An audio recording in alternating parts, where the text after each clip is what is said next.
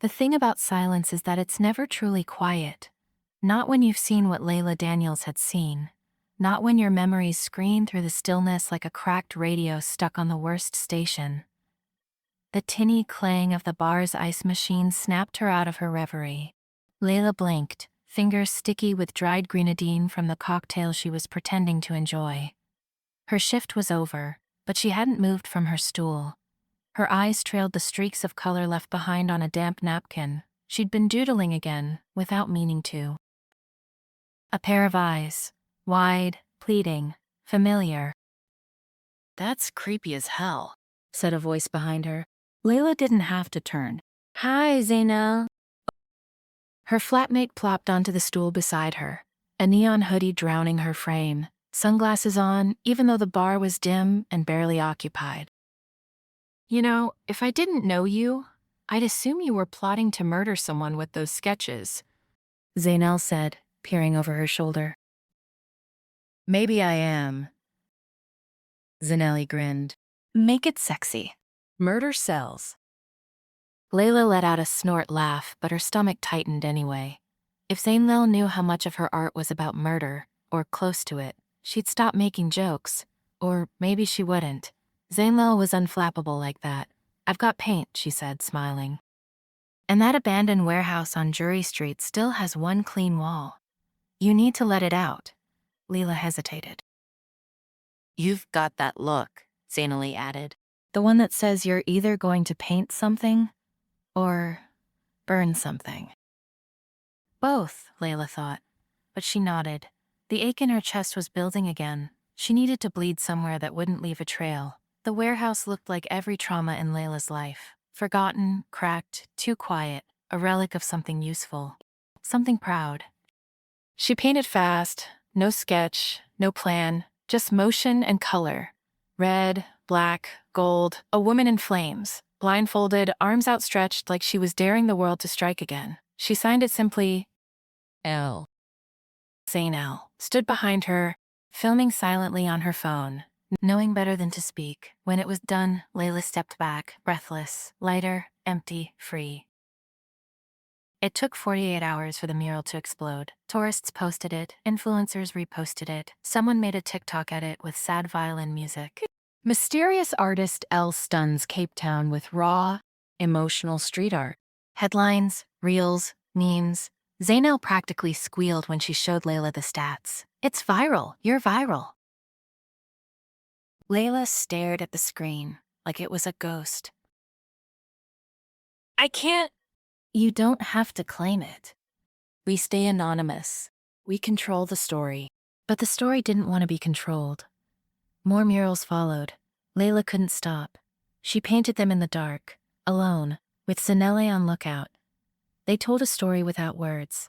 One about broken girls, bleeding sons, shattered windows, and stitched up hearts. Each one was signed. The city fell in love, and Layla hid deeper. One night, while bartending, a man walked in wearing a suit that looked too expensive for the neighborhood. He ordered a whiskey, neat, and sat quietly, until Layla walked past, and he said, "Pain looks good on you." She froze. "Sorry." "Is he said?" Smiling faintly. "That came out wrong. I meant your art. The murals. They ache in a way that feels honest." Layla's throat tightened. "I'm Julian Hartman," he continued, extending a hand. "Collector. Patron of unusual talent." "I'm working," she said coldly. He withdrew his hand, but his smile didn't fade. "You are, and brilliantly so. I'd like to talk business, but not here." She turned away. "Think about it, L." That stopped her.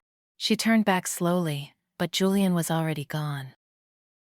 Back at the apartment, Leela paced like a cornered animal. He knows. He knows." Zainal raised a brow. "So what? Own it." "He could out me. Then get ahead of it." But it wasn't that simple. If her name came out, so would his.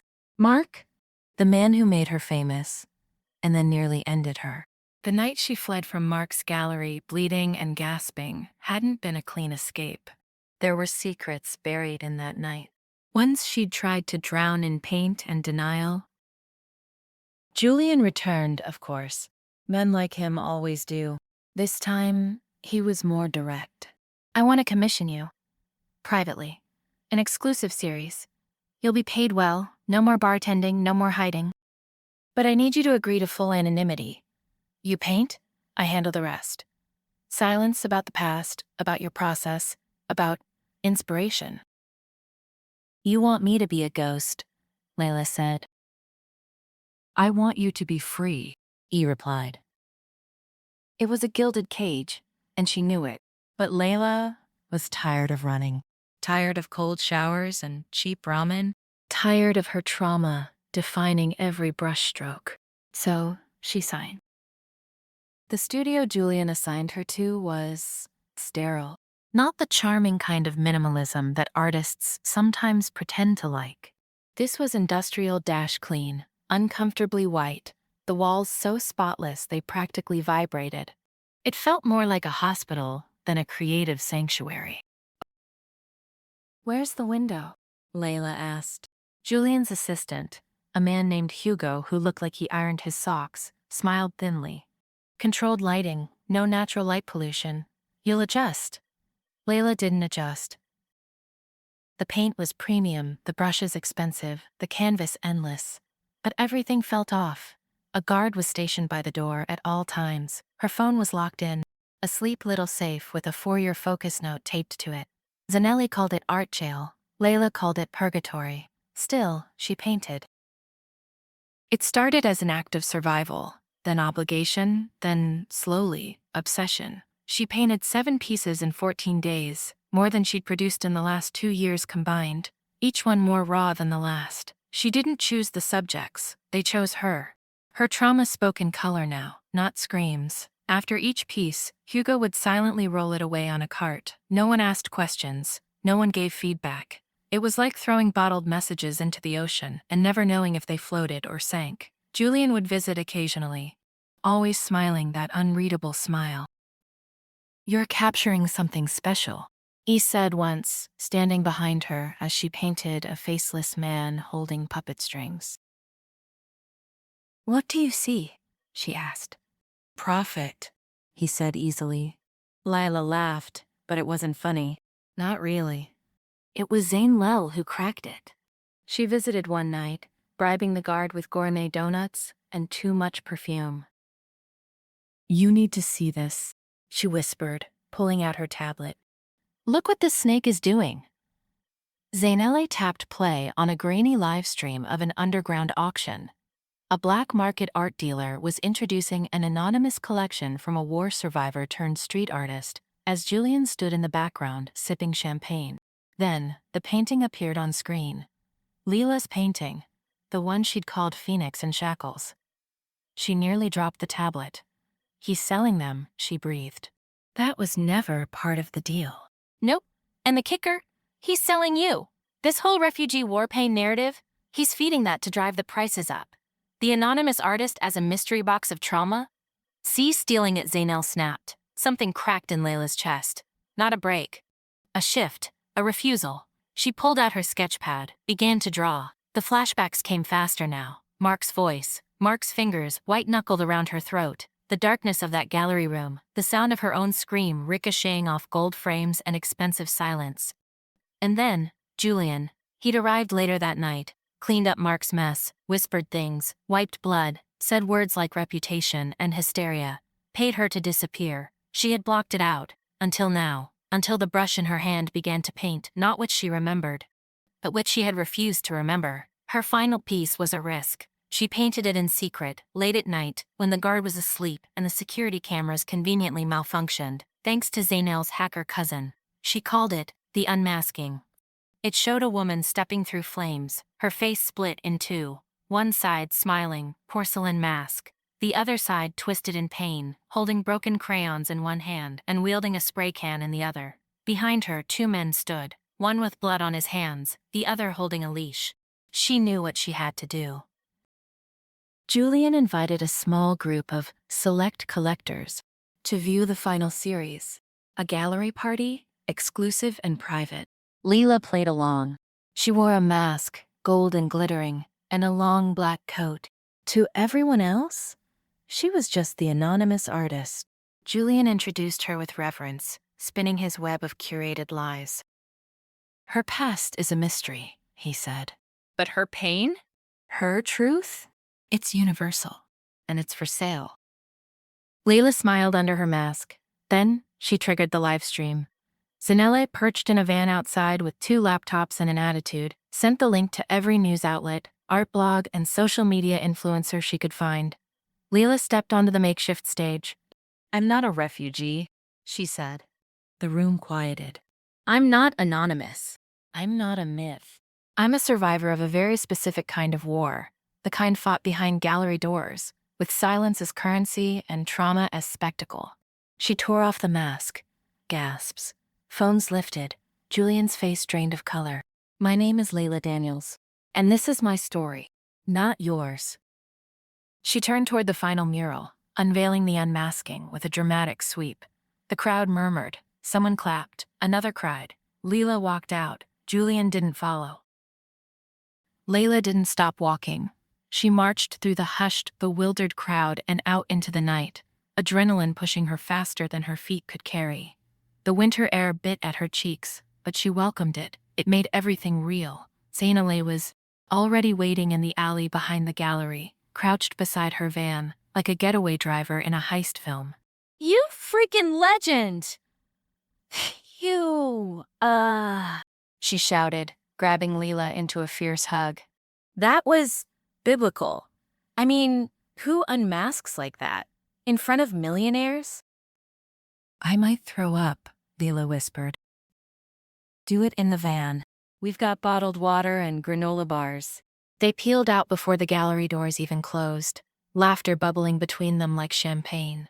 But beneath it, Layla's hands were still shaking. She'd set fire to everything, her deal, her career, her safety, and it felt incredible for a few hours. The fallout came fast. Within 12 hours, the art world was on fire. Headlines blared. Anonymous artist exposes corrupt collector. Julian Hartman accused of exploitation abuse. Layla Daniels breaks silence. And the internet? Julian, of course, denied everything. Claimed Layla had agreed to the narrative, that she wanted the mystery, that she was mentally unstable, the same old script. But the public didn't buy it this time. The live stream had done its job. Thousands of viewers saw her speak her truth with trembling defiance. Her mural, The Unmasking, was being dissected like scripture in online forums. Fans were rewatching her street art videos with fresh eyes, analyzing symbolism, tweeting in all caps. She went viral again, but this time under her own name. Not everyone was on her side. Trolls slithered out from under their digital rocks. Some accused her of lying for attention. Others blamed her for ruining Julian's career. A few even defended Mark, saying, "That kind of thing happens in relationships." Layla read every comment like it was a blade. Zanale threatened to break her fingers if she didn't stop scrolling. But the worst blow came quietly. An email. Subject, "We need to talk," from Mark Bishop. She didn't open it. She stared at it for hours, then deleted it. It reappeared a day later, this time with a single line in the preview. "You owe me, Layla." She threw her phone across the room. The nightmares returned. She dreamed in color, thick, angry red. Mark's hands, Julian's voice, her own reflection, mouth stitched shut. She'd thought that painting her pain would exorcise it. But truth, she was learning, wasn't a release. It was an invitation, a spotlight, and shadows loved attention. She stopped painting. It was Zainali who saved her, again. "All right, mopey moperson," she said, barging into Layla's apartment with coffee and a stack of letters. "You've been brooding like a tortured poet. But look at this." Fan mail. Real handwritten letters. From women, teenagers, survivors, artists. Even a retired art teacher in Humanstorp, who said Layla's work made her pick up a brush after 20 years. "These people don't want your silence," Zainali said softly. "They want your story. The real one." Layla stared at the pile, heart cracking open again. "I don't know what comes next," she whispered. Zanelli smiled. "Then paint it." So she did, not in a gallery, not in a sterile studio, but on a school wall, in a township where the paint peeled like scabs and the kids called her the famous lady who paints fire. She taught them to paint too, to use color instead of fists. She gave away brushes like candy. Murals bloomed like wildflowers. News crews came, journalists, NGOs, even a producer from Netflix who offered to option her story. Layla said no, not yet. She wanted to finish telling it herself. Mark tried again, this time in person. He cornered her outside the community center, looking thinner, angrier. "You really want to play this game?" he hissed. "You think they'll keep loving you once they know what you did?" What I did? She said, fire crackling behind her eyes. You destroyed my name. "You destroyed me."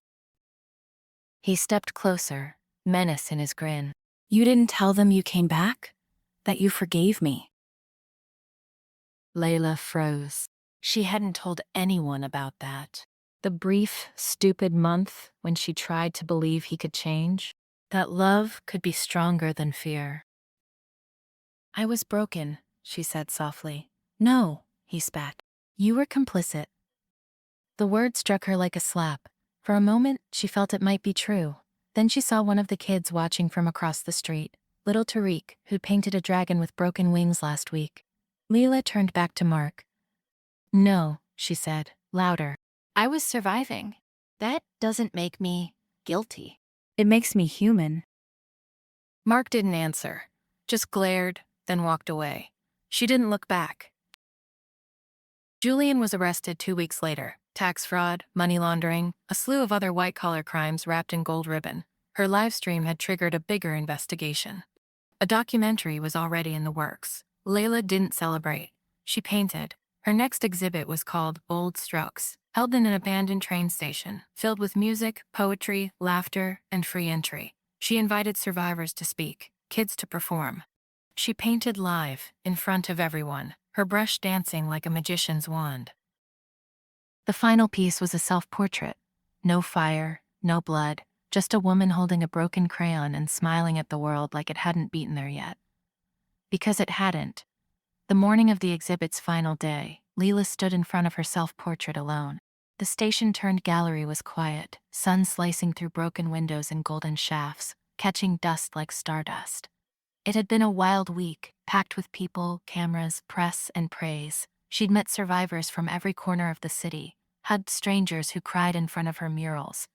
Signed t-shirts, canvases, sketchbooks, even a prosthetic leg. But now, in the stillness, it was just her and the painting. The woman in the mural didn't look polished or poised. She looked real, tired but unbroken, cracked but not collapsed. A smile ghosted her lips, as if she was daring the world to try her again.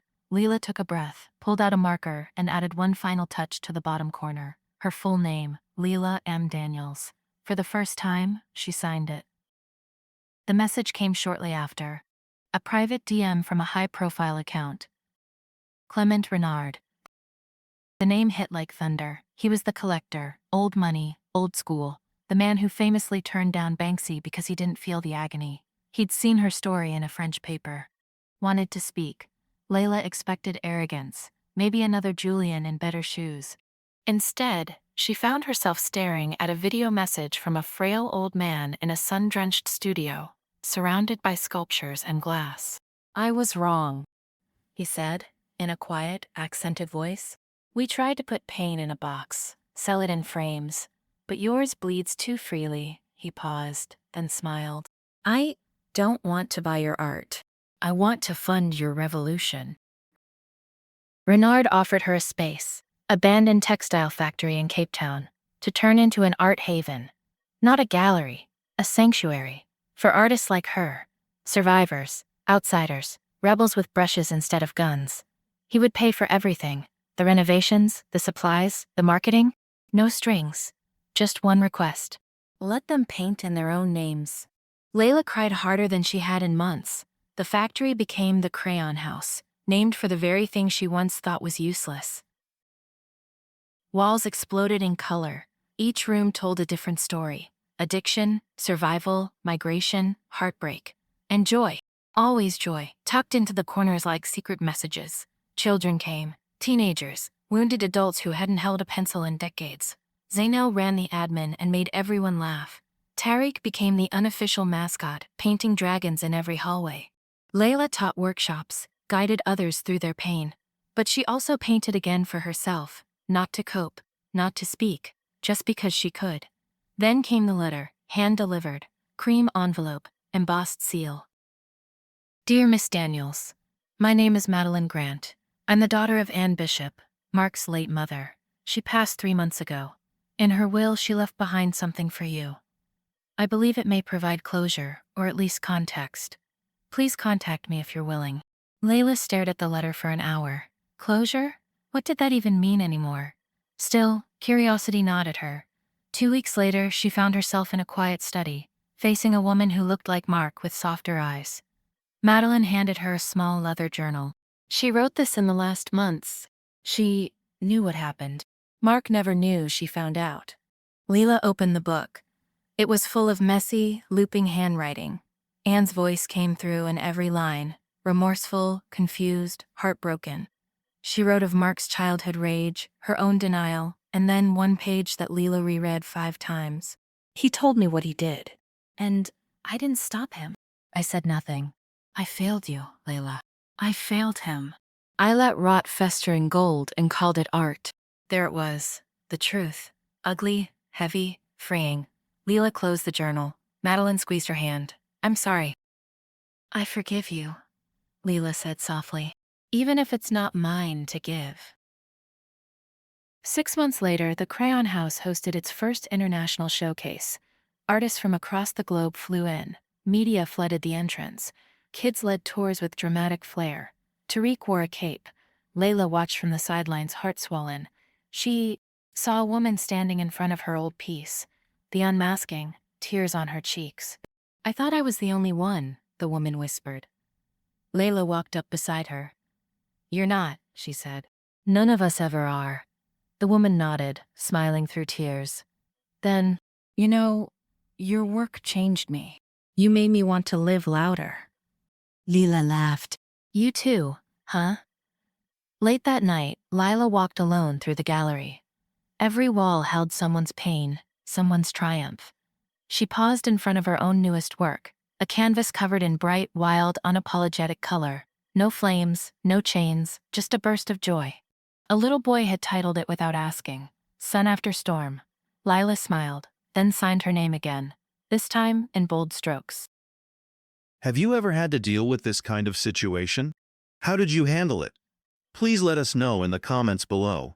Until next time, always remember, you are stronger than you think.